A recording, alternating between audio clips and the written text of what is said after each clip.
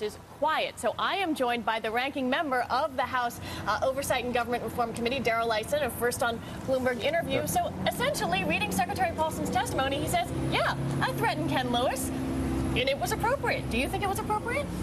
I don't think it was appropriate, but that isn't really the question. Now that we're being told the truth, which is, yes, I did say this, you judge whether it was a threat or not. Well, I thought it was appropriate. We've gotten to the real question of oversight leading to reform, because if, in fact, they had the ability to do it, they issued the threat, and all worked out fine, do we give single individuals $700 billion of walking around money and the ability to do this in the future, or do we put safeguards in so that corporate America can be a little freer to not shiver in their boots every time they get a call from somebody who can end their career and their company?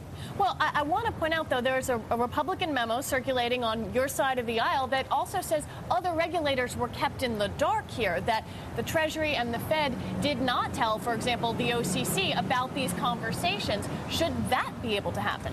Lizzie, there's no question both Chairman Towns and myself want to increase transparency in the future and create some sort of predictable recourse for these entities, either the courts or some other process, so we don't simply grant superpowers in perpetuity to a few members of the executive branch or the Fed. And that's really why we've done these hearings.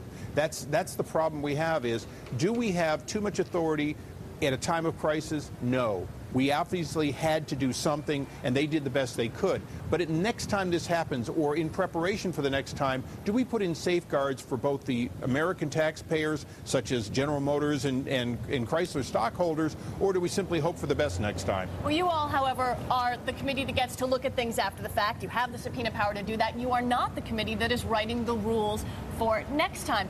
Do what you all do today, does that have any bearing on what Barney Frank's committee does? Well, it may not have bearing on Barney Frank, but public opinion does. And the important thing for us is to set the stage for the kind of positive reforms that you need to have if you're a stockholder, former stockholder of GM or Chrysler, or even a stockholder of Merrill Lynch, because the outcomes here should not automatically be repeated the next time there's a problem. Color me skeptical, cynical, but Please. But the Financial Crisis Commission has just been announced to go back and look at what led to this crisis. The day before Secretary Paulson comes up on Capitol Hill, that seems like a remarkable coincidence. Well, we were fighting to get it done sooner. We're glad we have it. We're glad we have a good blue ribbon panel that we think is going to make a difference in limiting unreasonable extensions of power. Just as the 9/11 Commission came up with a bipartisan output, we think we can here too. Congressman Issa, thank you very much. Thanks, We're Lizzie. going to be watching that hearing closely. Betty, I'm going to send it back to you in New York.